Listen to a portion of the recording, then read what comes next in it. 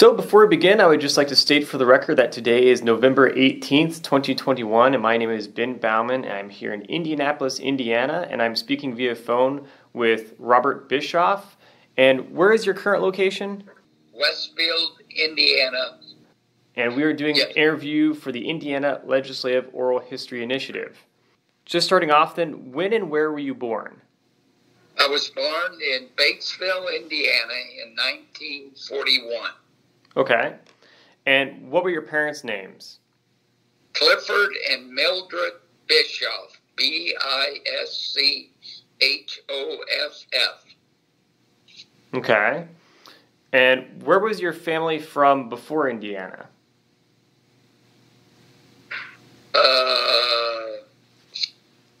My grandparents come from Germany. Oh, okay. Interesting. And my mother's side comes from Kentucky. Yeah, okay. Cool, all right. What were your parents' occupations? My dad was a farmer. He worked with the Soil and Water Conservation of Franklin County, and he was a political elected official for he was a township trustee for 8 years, and then he was a county auditor for 3 terms, running for his 4th term when he passed away in office. Oh, okay. Wow. All right.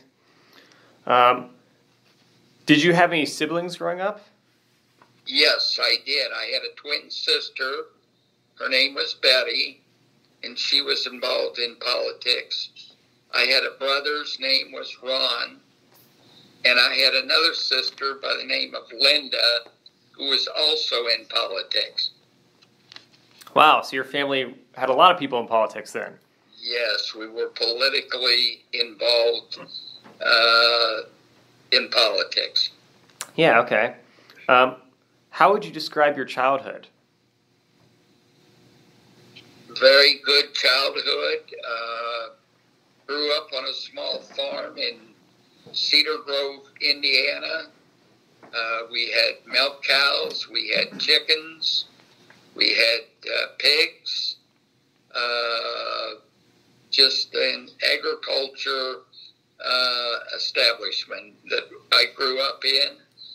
Like any normal child, we had our responsibilities. We milked cows by hand, my sister and me, and just learned a lot of things on the farm that would be beneficial as we move through life. Wow, okay. Yeah, that's interesting. So who would you say were the most influential people in your childhood? Your parents? My parents and my twin sister, Betty. Okay. What understanding, if any, did you have about your family's political beliefs? Well, growing up, I believed, like my father did, that I grew up as a Democrat because Democrats had federal programs that helped the needy, the people that needed help in government, and they were responsible for a lot of financial assistance for people that needed help. Yeah, okay. So I guess you felt interested in trying to help people. That was why you kind of got into politics then and became a Democrat. That's correct. Okay. What schools did you attend growing up? I grew up in a one-room school in Cedar Grove, Indiana. My dad was the township trustee. Back then, the township trustees were responsible for everything within that township. My dad took care of, he had 3 schools, all grade schools in his township. And I was a member of the Cedar Grove School. We had 6 kids in my grade. It varied from anywhere from 6 to 7 or 8. It depends. If some left or some moved in, 1 or 2 students moved in, or 1 or 2 might have left and with their parents and moved to another place. Just a real small school of 8 grades. And I went all through those 8 grades at Cedar Grove Elementary School. Okay, sure. Did you have any favorite subjects? Yes, math was very easy for me. I loved math. Great, okay. What views did you have about the state of Indiana as a child? Well, I just was proud that I lived in the state of Indiana. I thought that we had a lot of plus advantages to live in the state of Indiana. That was my home, and I was always very supportive of any of the projects, programs that were coming out of the state of Indiana. Sure, yeah, that makes sense. So after you graduated from high school, what did you do next? I got a job at Seagram's Distillery in Lawrenceburg, Indiana. It was the largest distillery in the United States or in the world. Okay. Interesting. And how long did you work there for? 40 years. Wow, okay. So you kept that job right out of high school for a long time then. Right. I started there when I think I just turned 18. And I graduated from high school when I was 17. Mm-hmm. I was very young. And then I worked on the family farm till I got a job at Seagram's when I was 18 years old. Wow. So when you got that job, I guess, were you ever considering like trying to go to college at all or anything? Or you just felt like you already found the path that you needed to be successful? Well, I really thought about going to college, but to have such a great job, it really paid good money. Yeah. It was a large distillery, and I was making more money than anybody that was graduating from college. Right. That I really felt that I found a foundation there that was going to be very helpful for me from the monetary aspect. Yeah. Yeah, that makes sense. Obviously, most people go to college to get a good paying job. So if you already have one, it kind of defeats the point. Yeah. And then one thing at that distillery, we didn't work the year round because there was a time there where around the Christmas, New Year's, Thanksgiving, the holidays, there was a tremendous demand for alcohol, especially on the West Coast. So I would be laid off some, but when I was laid off, then I'd work on the family farm. Oh. So it all worked out great. Yeah, I understand. So you had to have a backup in case there was ever an issue. Yes, I always had a backup. Yeah, okay. And then I worked at another place called, it was in Cincinnati, Ohio, but it was a night job, and I really didn't like that because I played a lot of sports, and then I couldn't participate in them because all the games were of a night. Yeah.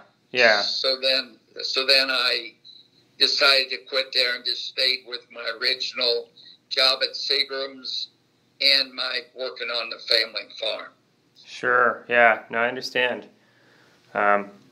So when did you get married? I got married in 1971. Okay. And how many children did you end up having? 3 children. Okay. I think I got married in 1970. I'm sorry. That's okay. Okay. I won't All be these upset. dates. All right. No worries. That's fine. Okay. I had 3 children, Brian, Julie, and Jenny. Yeah, okay. All right. So when did you first start becoming more seriously involved in politics as an adult? Well, can I just back up a little bit? Yes. And in high school, I really enjoyed government. Okay. All about elected positions, terms of state senators, U.S. senators, representatives, congressmen, county elected offices, what their responsibilities was, what their duties was. And I just really felt like that was part of my life. Yeah, sure. And so I guess you wanted to pursue that part of your life so you can be, so that can be continue to be part of your life outside of school, I guess. Yes, that was always a goal of mine because my daughter, we grew up in a political environment. Right. Because my dad was, like I said, township trustee, and around the dinner table every night, that was a huge issue that always come up at the dinner table. How schools were doing, all the responsibilities of the trustee. And then my father then decided to run for a county office. And his first try, he was defeated by like 100 votes. Oh, okay. And then it's close, yeah. It was, nothing comes easy in life. So then he ran again, I think maybe 2 years later, and he was elected as a county auditor in Franklin County.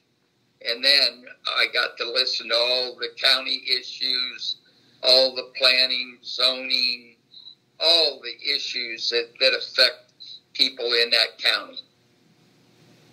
Right, okay. And so that kind of got you started then. Yes, just by the conversation with the family of a night, but I really had an interest in government. Right. And so when did you start pursuing that interest in government as an adult? Probably I played a lot of softball. That's one reason I always wanted to work days. We won the world championship in softball. We were the Metro champions in Cincinnati. I had a family. My children was born in 1971, 1973, and 75. After we won the world, I got out of softball, and then I got interested in. I got married. I moved to Dearborn County, and then I ran as a precinct committeeman, and I was elected. And then probably in about 1975, 74, 75 in there, I ran for county chair, and I was elected county chair of Dearborn County, and that was a big office at that time. Yeah, okay. Interesting, all right. And so when did you decide that you were wanting to run for the General Assembly? Well, what happened was when I was the county chair, our Indiana state senator, Mr. Ulrich, passed away in office. And just a year before, in 76, I think it was, 1976, they passed legislation at the state level that precinct committeemen would fill all vacancies within county government and state government. Okay. And so I was in a position then to have a strong voice on who filled those vacancies. And being the county chair, I think we had like 35 precinct committeemen. That was a lot of support. I worked hard as county chair to try to put the local party together and be a very strong party for the Democrat Party. Yeah. And by just being involved and being that influential in my party, it gave me a strong base to run for precinct committeeman run for state senator in 1977, although that was filled by the precinct committeeman. Okay. Yeah. All right. And so, let's see. When were you first elected to the Indiana General Assembly? 1977. I filled the vacancy for the late senator then. There was parts or all of 9 counties in southeastern Indiana when I won that special election. Okay. And so, before that, you had run for the General Assembly before, though, correct? No. No. Never, Okay. No. Never. That was the first time. Okay. Right. I never had a political office. Okay. That was my first political office, a state senator. That was a huge job. Yeah. For never having any duty as a elected official. Okay. Interesting. All right. And so, what made you decide to run? Well, I had a lot of support from my precinct committeemen. Mm-hmm. We were the biggest county in the 43rd Senatorial District, and I just thought it was a great opportunity to see if I decided to run, and I did decide to run, to fill that vacancy, that I would have a good chance of winning it. The state representative from that area ran, and the guy that ran against Mr. Ulrich in the primary in, I think, maybe 74, there was 3 of us in that special election race. Yeah. Okay. Well, that's interesting. So, basically, you knew local politicians in your area, but you had never been a political representative of any kind until you ran for the General Assembly? Well, I was the county chair. Okay, county chair, right. Okay. Yeah, I was precinct committeeman, county chair, but I never held a political elected office. Yeah, okay. Interesting. And so that kind of, I guess, was your gateway to go from the county chair position to run for the General Assembly. That's correct. Were there any key issues or legislation that you were focused on in your campaign for the General Assembly? Not really. You know, that's been many, many years ago. Sure. I talked about the need of more institutions for younger people to attend a college and get a better degree. In my senatorial district, there wasn't any institutions of higher learning. Okay. And I talked about that, and then we'll talk about that later, how Ivy Tech, and then I passed a contract for space program that was very supportive of getting young people or anyone that wanted to advance their education to get a college degree in my area. Yeah, okay. Sure. When you were running for the General Assembly, were there any political figures that you looked up to that kind of influenced your political outlook at all? Well, my dad, because he was my dad was elected my dad passed away, but I looked up to my dad because he was involved in the political arena, and I looked up to the Congressman Lee Hamilton. Okay. I don't know if you ever remember him, but he was a very strong, influential leader in the 9th Congressional District. Right. Okay. Yeah. Did you have a campaign strategy at all when you were running? Oh, yeah. I went out and saw every precinct committeeman in parts or all of 9 counties, informed them that I thought that I could really be a strong voice for them in Indianapolis, that I would listen to their voices and try to carry those messages to the Indiana General Assembly and make sure that they had good representation. Okay. So you went straight to some of the, I guess, the local leaders in politics. Yes. Yeah. Okay. Yes. And I assume that your strategy then was that if you talk to those people and they support you, then they'll tell their constituents and the people in the town, and they will also support you, I guess. Well, some of them did, and some of them didn't. Right. But, right. It was quite a learning experience. Yeah. Do you remember your main opponent in your election? Well, for the state Senate seat, it was Ed Coble. Okay. It took 4 ballots before we come up with a winner. There was rules and regulations. Yeah. And I won it on the 4th ballot. Wow, okay. I beat the representative. Yeah. But you had to have like 2/3 of the vote until you were the winner. Sure, okay. And then they dropped out until we had a winner. Yeah. What was most important to you as a candidate? Just to be a strong voice Mm-hmm. for an area that never... We were sort of the forgotten area of the state way down here in southeastern Indiana. Yeah.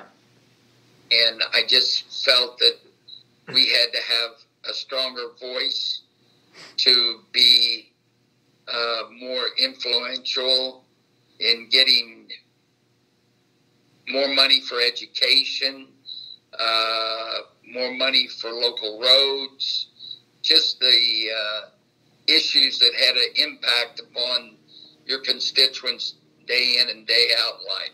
Right, sure. What did you think of the election process? Did it seem like a good process, or could it have been improved?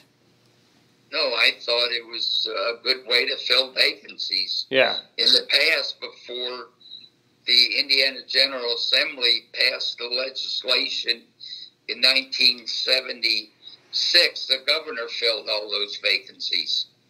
Oh. This give the precinct committeemen the opportunity to pick whoever they thought was the best person to fulfill that job instead of the governor. Okay, yeah, I understand.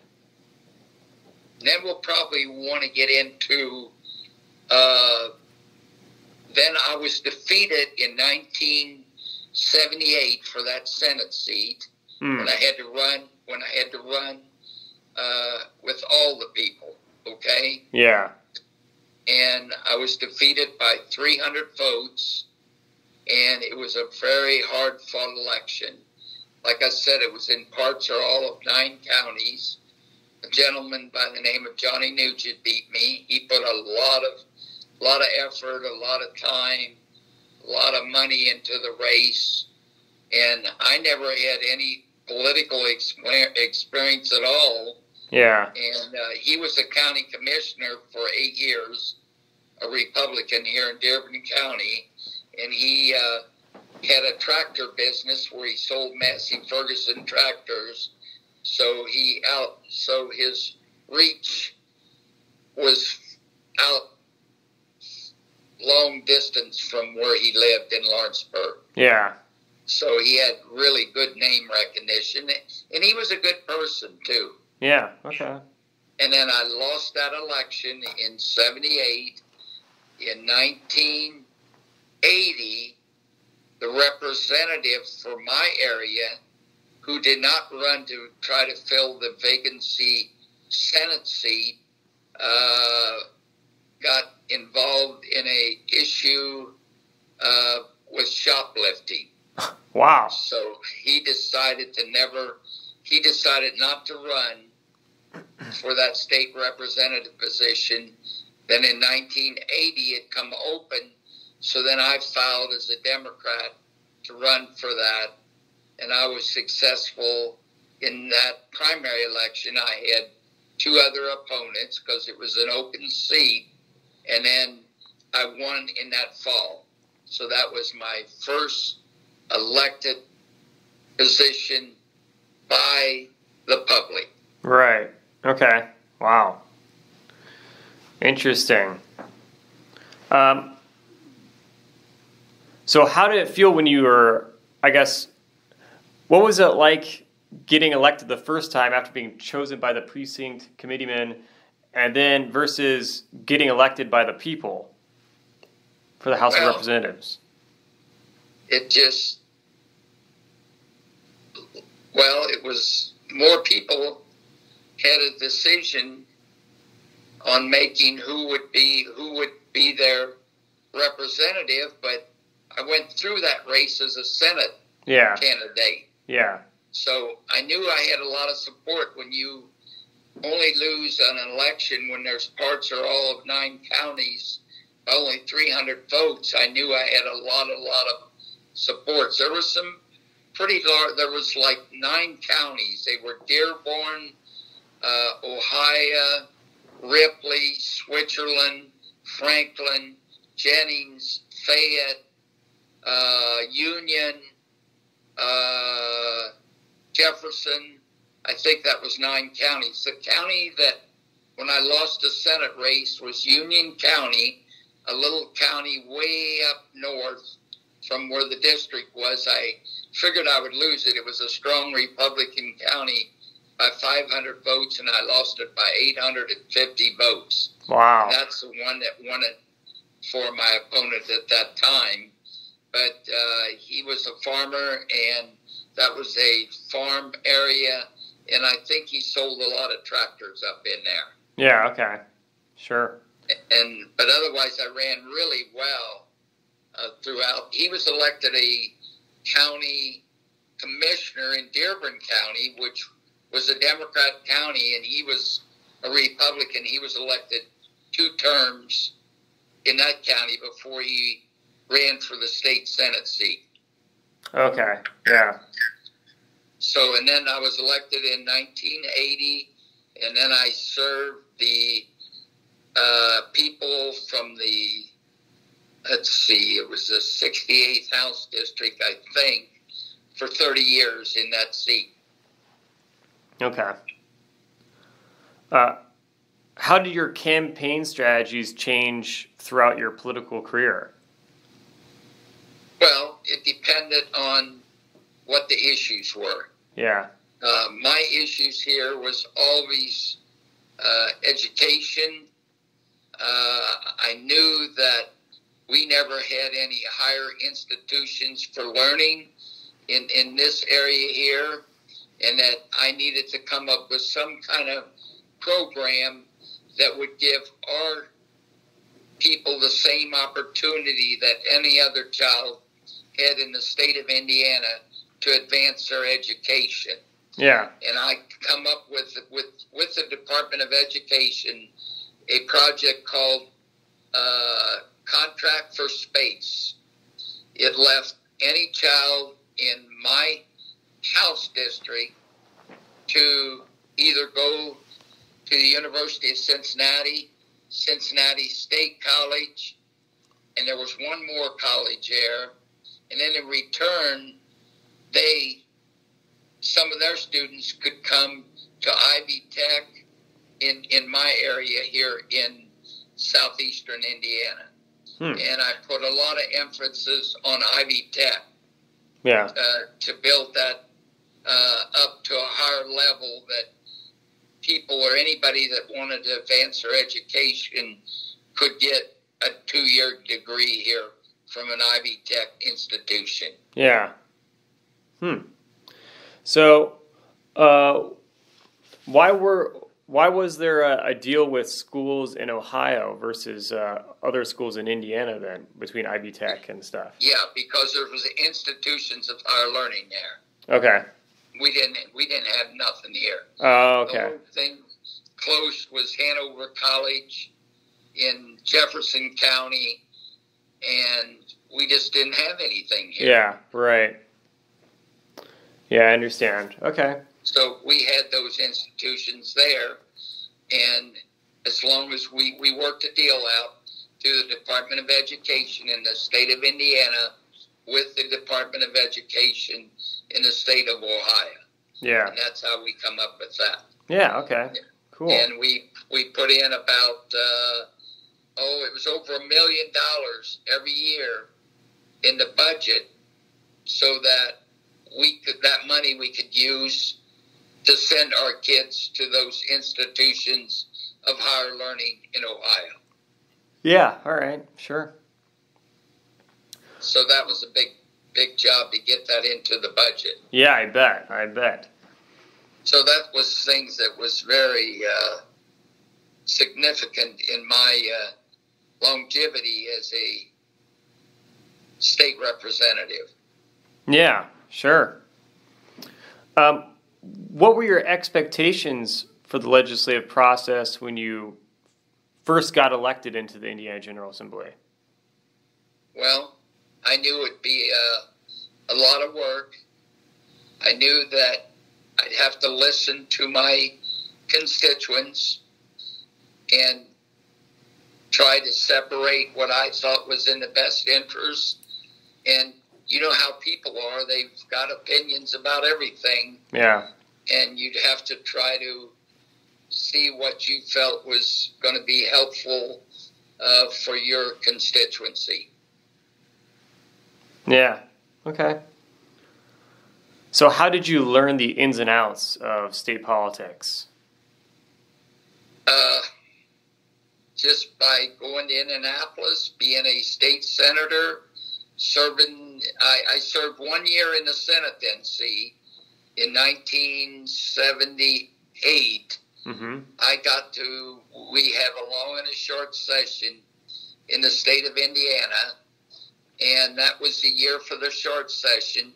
So I got to represent the people in the Senate for that 1 year.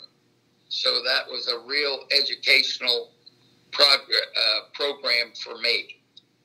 Yeah. All right. So that's where I learned, how a bill. Well, I learned that all in high school. How a bill becomes law and all that. But then I was right there, and I was part of the system as an individual. Sure. All right. Do you remember the first day that you walked into the State House as an elected official? Yes, I do. Yeah. First time I ever walked into the State House. And what were you thinking? Wow, do I really know what I'm getting into? Yeah. I had some very mixed emotions. Yeah, sure. But we had a staff, and I always remember I met with people that was assigned to me to help me, and they were so helpful to help me do things, to put letters together. And by that time I was getting a lot of letters or phone calls from people to see what I could do on certain issues. And with their help and their leadership, that was so beneficial to me that it just was like, I can do this. Yeah. I can get this done. Sure. So who were your main political mentors in the General Assembly? Well, I can't even remember their names. They were staff people. Okay. I had a state senator from south of me that helped me, was assigned to me in the Senate, that would help me with issues and help me understand what the issues were all about, what impact they would have on my geographical area, and people like that I can't even think of his name now. That's been a long time ago. Yeah. That's been 40 years ago. But he was very helpful. And just going to the caucuses and listen to the leadership there. There was excellent leadership there. Okay. So how did you know the needs and wants of your constituents when you were serving in the General Assembly? Well, I send out surveys. What was some of the most important issues, and I always got a great return from people asking or supporting my questionnaires and informing me what their biggest issue was for that legislative session. So I got an idea of what my people felt that I should be working on when I'm in session, carrying my voices to Indianapolis to represent my constituency. Okay. Yeah. Do you remember the first bill that you ever sponsored in the General Assembly?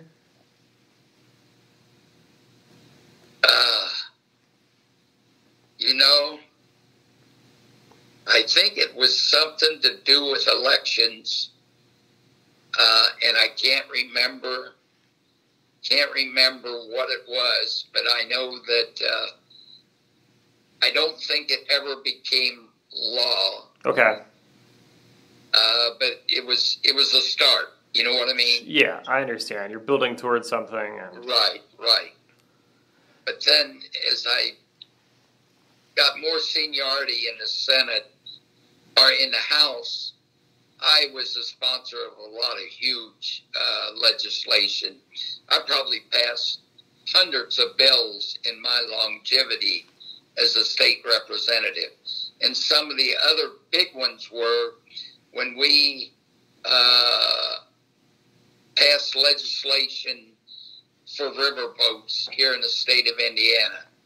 I worked very hard. I got 3 riverboats in my area that I represented out of the 10 riverboats in the state of Indiana. They were one in Lawrenceburg in Dearborn County, one in Rising Sun in Ohio County, and one in Switzerland County it's real close to Beebe. Okay? Yeah. And that was just a huge impact upon my people here, all the jobs it brought, all the economic development, all the financial aid to education, to it probably produced I would say 8,000 jobs, those 3 riverboats. Yeah. So that really improved the quality of life here in my house district. Right. And by riverboats, you mean the riverboat casinos and stuff? Yes. Yeah. Yes. Mm-hmm. Yeah. Yeah, I was there when that all happened, and I was very supportive of it, and I did have opposition. Yeah. Some people thought it would bring not good things for the area, but I felt very strongly that the economics of it would outweigh the negative things. Yeah. So what were people concerned about, just corruption coming to the area? Sure. Yeah. Corruption, just people moving into our geographical area that was there to just try to lure some of the benefits from all the revenue that was being generated. Yeah. Just things that's not in the best interest for a lot of people. Sure. Especially Christians that thought it would bring negative things. Yeah. Yeah, I understand.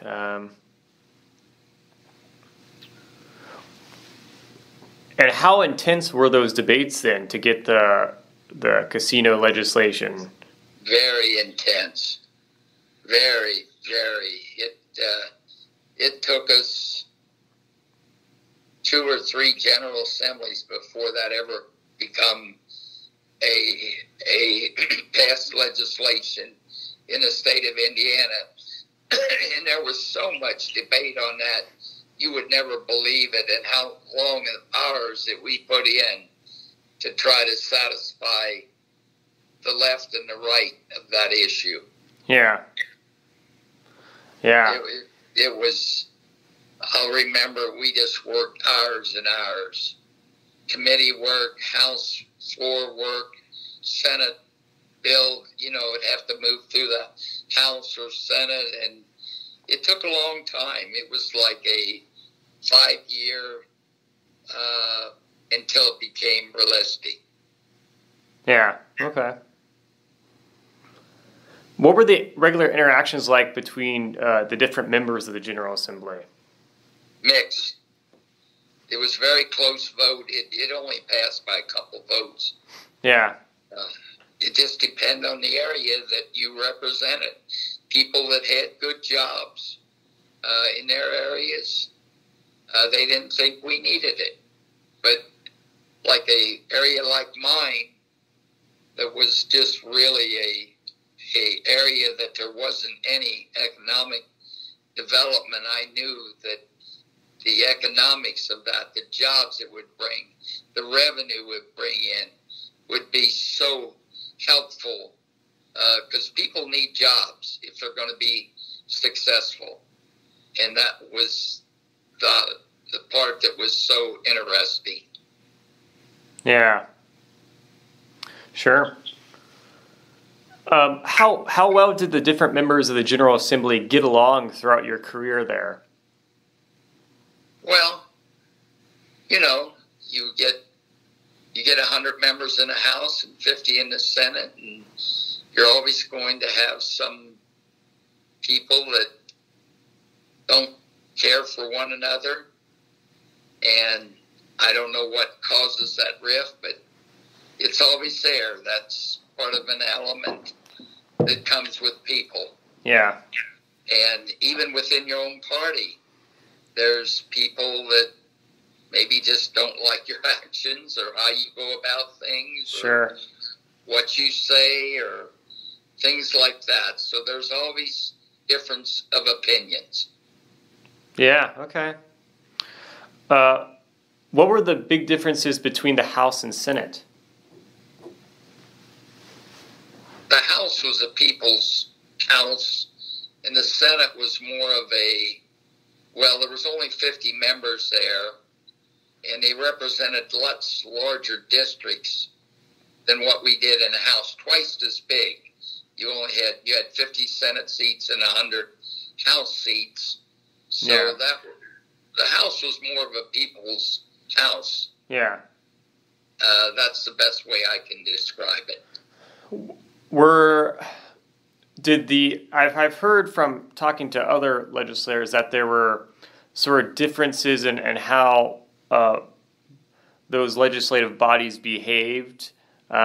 Did you pick up on any differences like that? Yes, absolutely. The Senate was more formal. The House was more open. Okay, got it. That's the best way I could describe it. Yeah.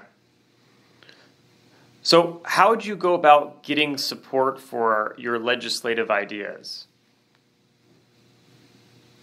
Well, by speaking to groups of people, contacting, being very visible at functions, regardless whatever it is, where there's a group of people, you want to be there. You want to talk about the issues. You want to talk about what your goals are. You want to talk about how they could help in your geographical area. And we're sending out a questionnaire. I send out tons of questionnaires, and the feedback, then I would tally them up and see what the most demanding issue was with the people that responded to my questionnaire. Yeah, okay. Sure. When voting was happening in the General Assembly on specific legislation, did you usually have a pretty good idea of how people would vote prior to voting?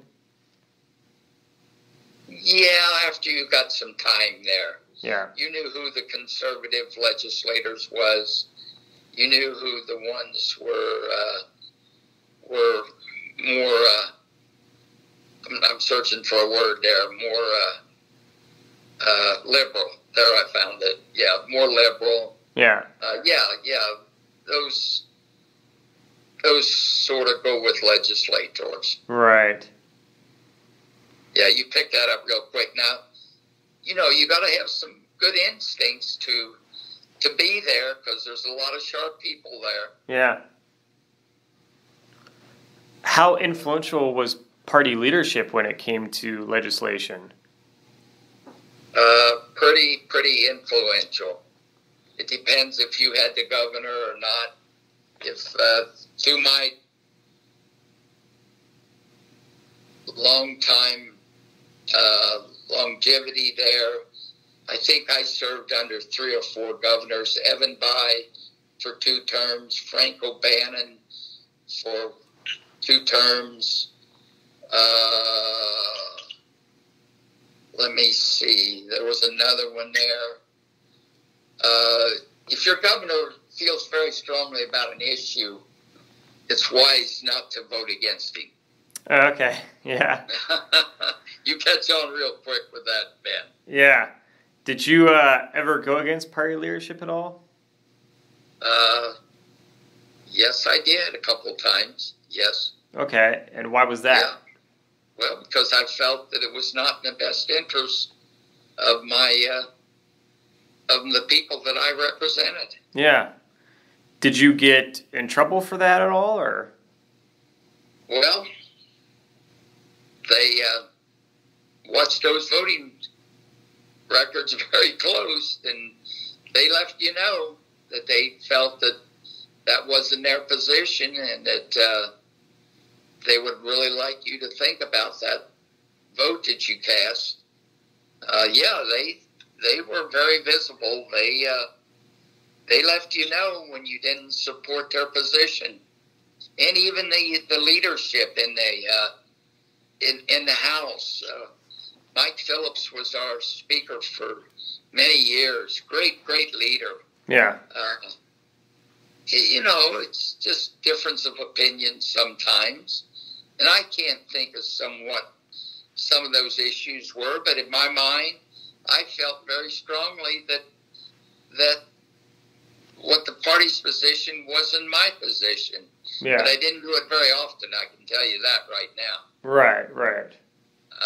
I really had to have strong evidence that I felt that would be detrimental to my constituency that I represented. Yeah, okay. That was a good question. So, did you witness people who like went against party leadership too much that got kind of in trouble for it then, or? Oh yeah. They won't support you in campaigns, and they have a huge impact upon money that comes into your campaigns. Absolutely. Do you think that party leadership can have too much influence, or do you think it makes sense for them to have that much power on people's campaigns? And it depends on who the party leaders are. Okay. Some of the leaders were very strongly. They felt that was the position, the only position, and there wasn't another position. Now, some people were more understanding.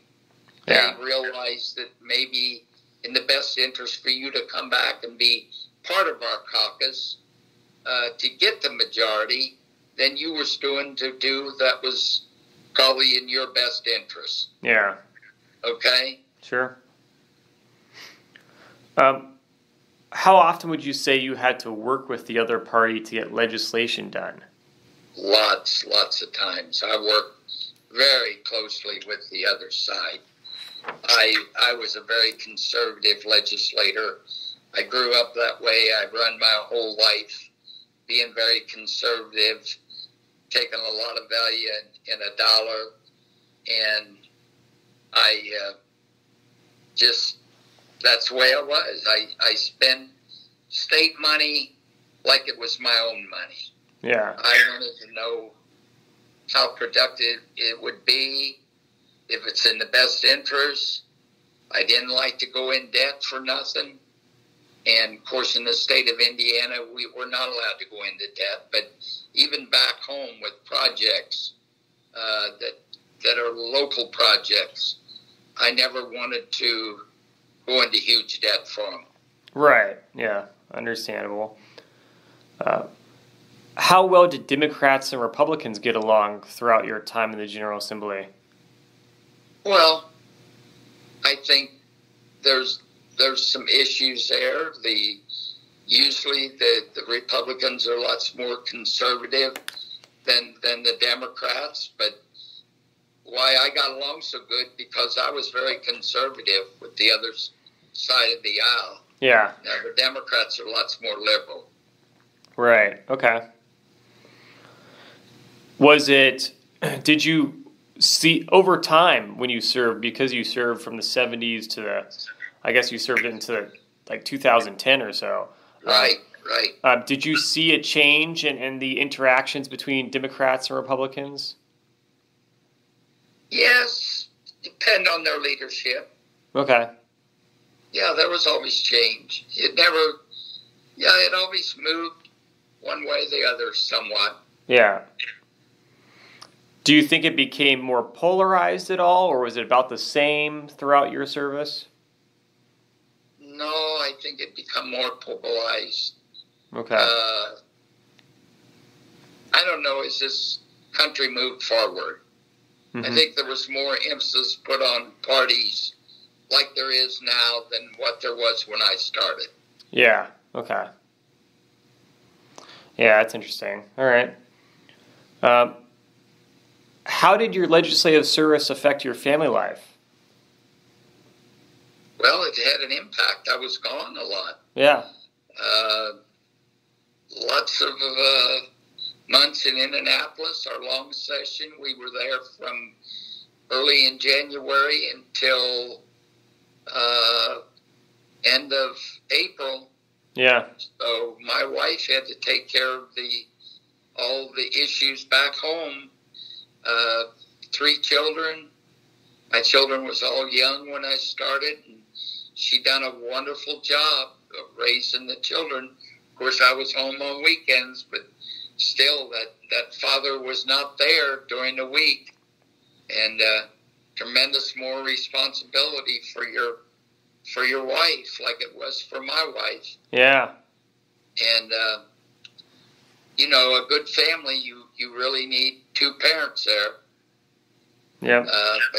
But I tried to speak to my wife every day on the phone, maybe a couple times, and see what the issues were back home, or if anybody was sick or not feeling good, or what the issues were in school, or just so many issues when you talk about that surface in your house. Yeah. But no, yeah, it was a lot of responsibility, and I can never be thankful enough for my wife, the great job she done. But I thoroughly enjoyed being a legislator too. Yeah. Yeah. I really enjoyed it, and I think that's why I was successful. I always would try to be at every function. I don't care how many people was there. If it was a gathering of people, I wanted to be visible. Right. And I think that my people in my area knew that. Yeah. That Bob Bischoff would, if there's something going on, he'll be there to listen and to talk and to support an issue. Sure. Let's see. What would you say was the most controversial legislative issue during your time in the General Assembly? Riverboats. Riverboats, all right, yeah. Absolutely. Makes sense, yeah. Yeah, yeah. That was a very sensitive issue. Yeah. Never forget the debate on it. It was tough. Yeah, yeah. would you say the riverboat issue was the one that you had to spend the most time on during your career? Well, probably, once it became law, then it wasn't as much tension as what it was when we was working on it. Yeah. Because the media took a lot of, they wrote a lot of stories about it, okay? Okay. There was a lot of, to try to inform the people what was happening.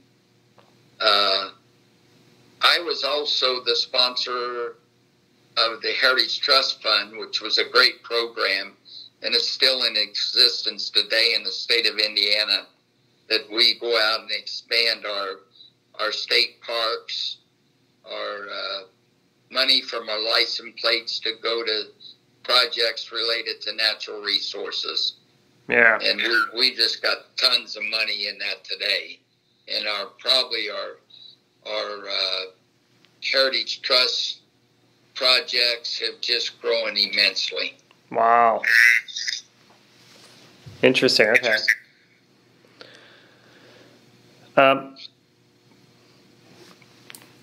Let's see.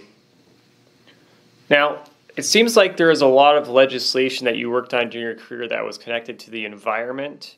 Would you say that's accurate? No, I wasn't that involved in environmental. Okay. I never did serve on any of those committees. Interesting. Okay. So I want to ask you a couple questions about that then, because so I was doing some research on you and looking through some old newspapers. I saw some stuff come up about like clean water legislation. Do you remember anything like that? Yeah, I was always supportive of. See, I served on natural resources. Oh, okay. And that's why there's a ton of legislation comes through natural resources. Yeah, that's what it seemed like. And I chaired that many a times. When we were the majority party, I chaired it. And when you're chair, then you control that committee. You hear whatever bills you want to hear, yeah, ones you don't want to. So it's a powerful position. Mm-hmm. So, and I can't remember, there's every legislative session, short and long, there was probably 50 bills would get assigned to your committee. Yeah, sure. And you would decide if you felt that they had any merit or not. Okay. But I can't remember specifically, but okay. Yeah, you get all your hunting legislation, all your natural resources, water, all those issues come through natural resources. Sure. Well, let's see. There are some other pieces of legislation that I saw sort of pop up, and you were mentioned in the newspaper a little bit, I guess at least in the debates about them. Do you remember a bill that would keep the polls open until 8 p.m.? Yeah. Okay. What was happening at the time, and what sort of spawned this legislation? I think the reason that legislation surfaced was because there was lines of voters that wasn't getting to vote. Okay. And I supported expanding those hours that you could vote, because I wanted to make sure that everybody's vote counted. But right. On the other side of the issue, all the poll workers, a lot of the candidates wanted to get it over with. You know what I mean? Yeah. Poll workers didn't want to extend it for another 2 hours and extend their day another 2 hours, so they were not in favor of it. But my position was to make sure that everybody got to cast their vote. Yeah, sure. Okay, that makes sense. Let's see. There's another one that I saw pop up that there would make it so there's a 2-year limit on welfare benefits and would not allow for driving privileges for fathers who didn't pay child support. Yeah, I think I supported that. Yeah, okay. Do you remember anything about the debates about that bill or what was happening? I don't. 30 years. Yeah, So, I I mean, understand. you remembered at the time, within a couple of years, but then Yeah. it all fades away with all your other interactions of life. Yeah. No worries. I understand. I'm more just mentioning it just to see if anything pops up in your head at all about it. Right. It's actually funny that the title of the news article regarding that bill was restrictions on deadbeat dads. That's what, so. Yeah. It's kind of interesting. We should do away with deadbeat jobs. So, yeah. if they're the father of some children, then they should be responsible. Right. Let's see. So, thinking now a little bit about reflecting on your career in the General Assembly, when did you leave the General Assembly and why? 2010, I was defeated. Okay. And that's the reason I left. And you just felt, I guess, you didn't want to run again then? No.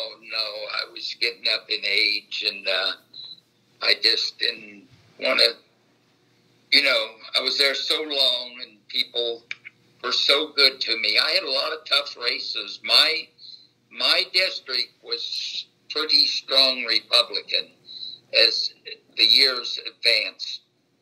Yeah. This district is solid Republican nowadays, and it was really strong Republican then. Yeah. So, and wow. So I really had to put a lot of effort, a lot of energy, and a lot of time into my seat. Yeah. I mean, it's none of them like you take them for granted. Right. I had to be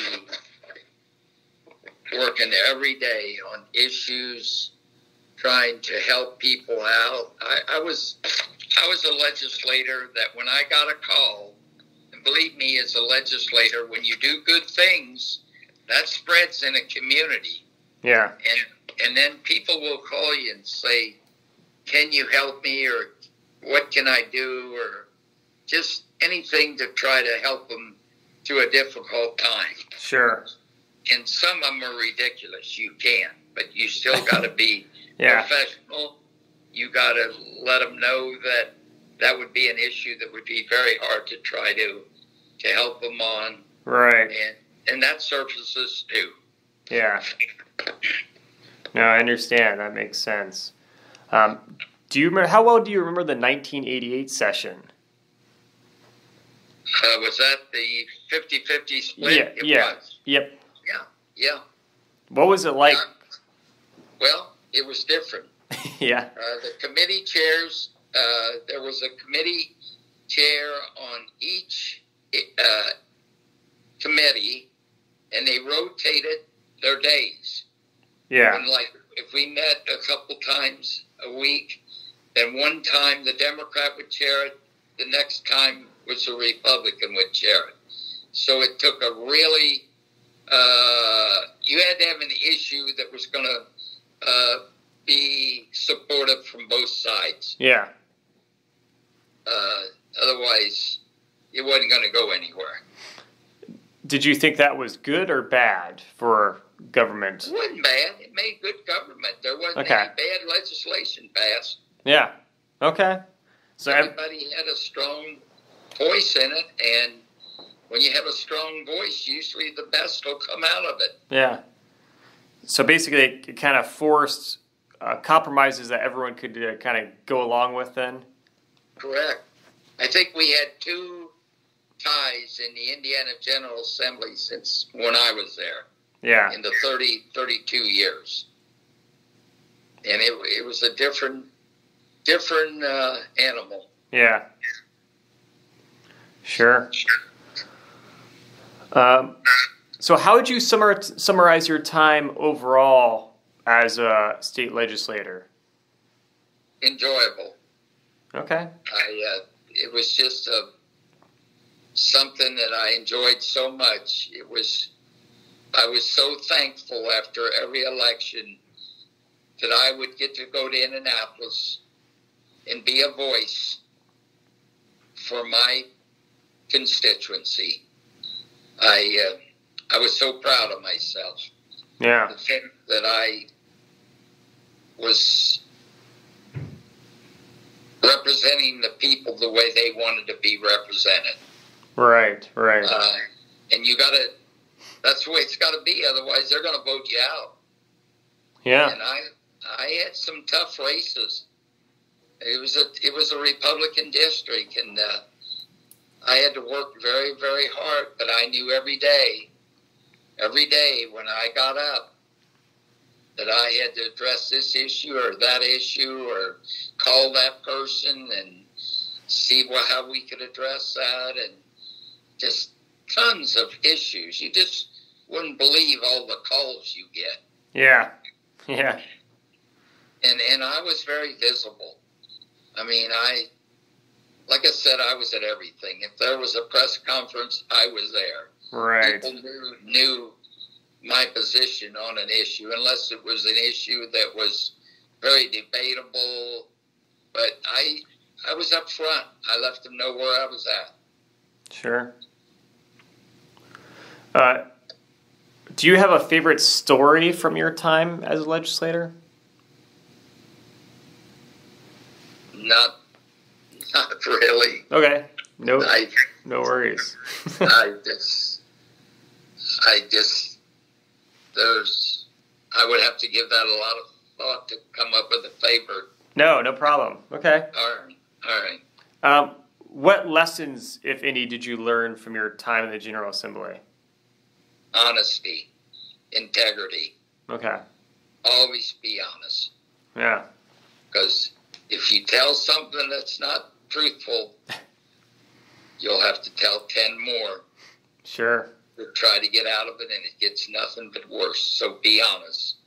Tell the people what you know from your eyes. Yeah, okay. Do you have what? Go ahead. And I think that goes a long way in life. Sure. Yeah, definitely. That makes sense. Did you have any regrets as a legislator?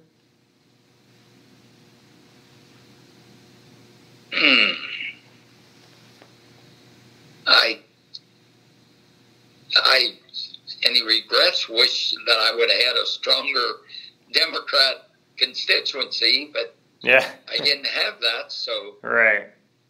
That just means how hard you got to work. If you really like the job and you really want to be successful,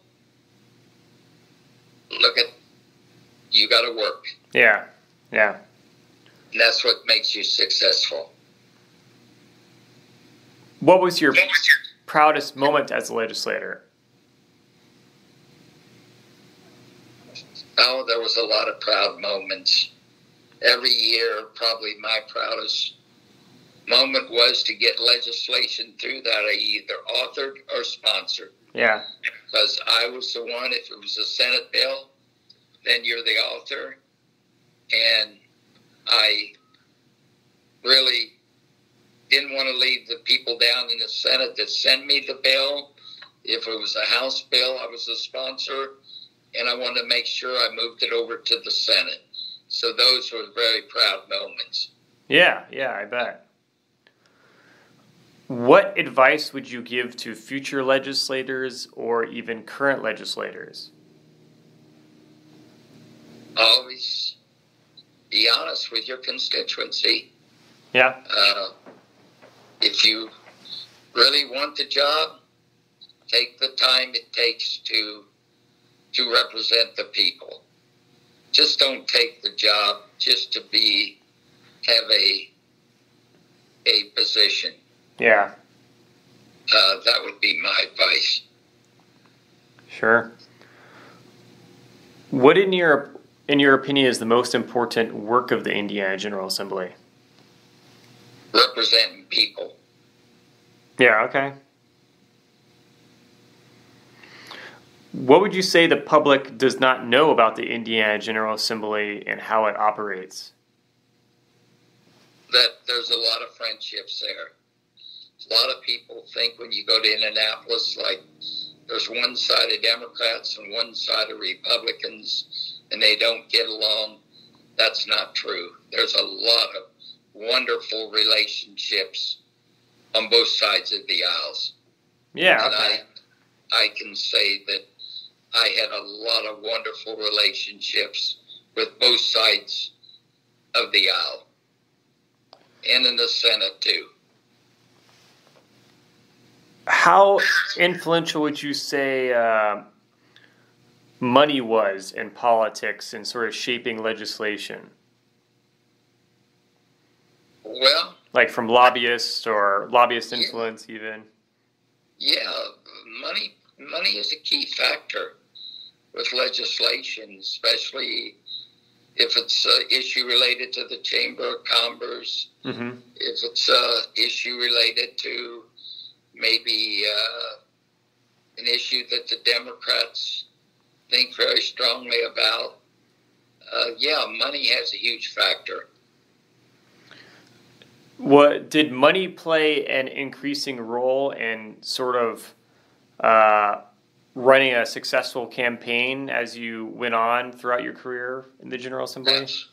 Absolutely. You usually, if you were a targeted candidate, there was a lot of money come after you. Wow. And they would get the money from all over the state, from different groups, and then they would bring it to your district. And yeah, you know when you're targeted or not. Yeah, you guess you noticed, yeah. Oh yeah, there's a lot of nasty brochures go out. Wow. But again, people look at you what you've been and how you've represented the people. Have you been professional? Mm-hmm. Have you been right on the issues for the district that you represent? Yeah. I think that's the questions that people answer. Are yes, they do answer. Do you think that sort of the money that was thrown against you during campaigns, do you think that was very impactful, or do you think that a lot of people didn't really pay attention to it? I'm just curious how successful you think those kind of campaign tactics are in terms of funding lots of brochures against other candidates and stuff. They are very impactful. Okay. Wow. They have an impact upon that election. Yeah. When you have people that's not fully committed to you, it'll give them leverage. It'll give them speaking power to say, well, that's what the kind of person I think he was or she was. It just brings debate. Yeah. Okay. How influential was gerrymandering throughout your service in the General Assembly in shaping sort of the chances of getting elected? I was very, very lucky. Okay.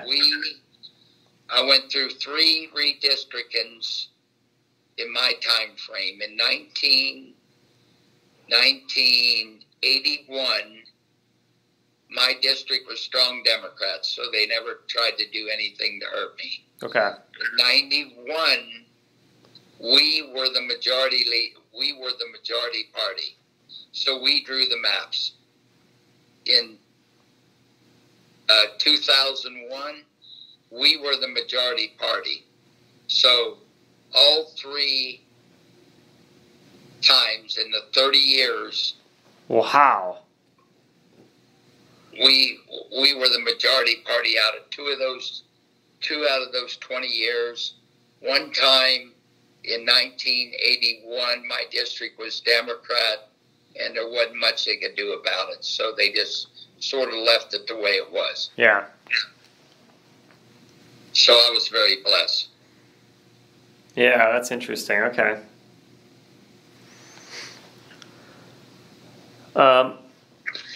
Last few questions here. How has the state of Indiana changed over the course of your lifetime? I think it's got very, very conservative.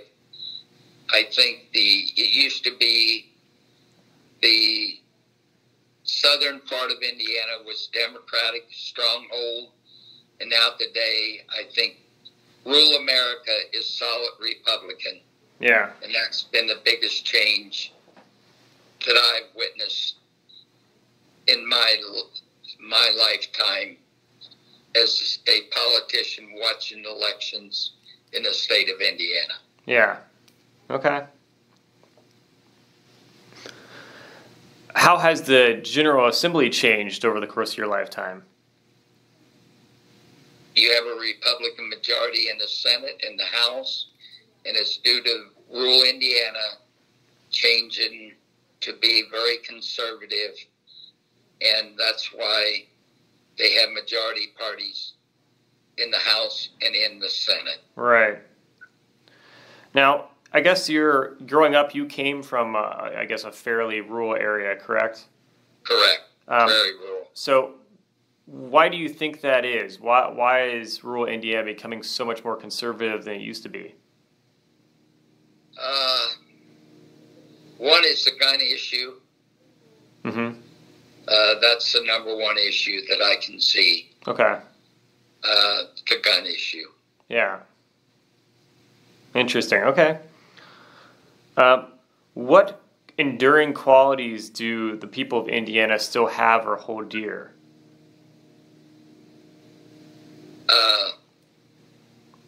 Honesty, integrity, just a bunch of wonderful people. Yeah. I just wouldn't want to trade Hoosiers for any other state in the Union. Yeah. Sure. And what do you want Hoosiers to know about their influence in the function of the General Assembly? I think they have a huge influence. I think as long as they have a legislator that'll represent their constituency, then this state's going to be better off. Yeah. All right. Well, yeah. All right, great. Well, is there anything else that I didn't ask about that you wanted to mention? No, Ben, I think you've done a very good job of asking questions.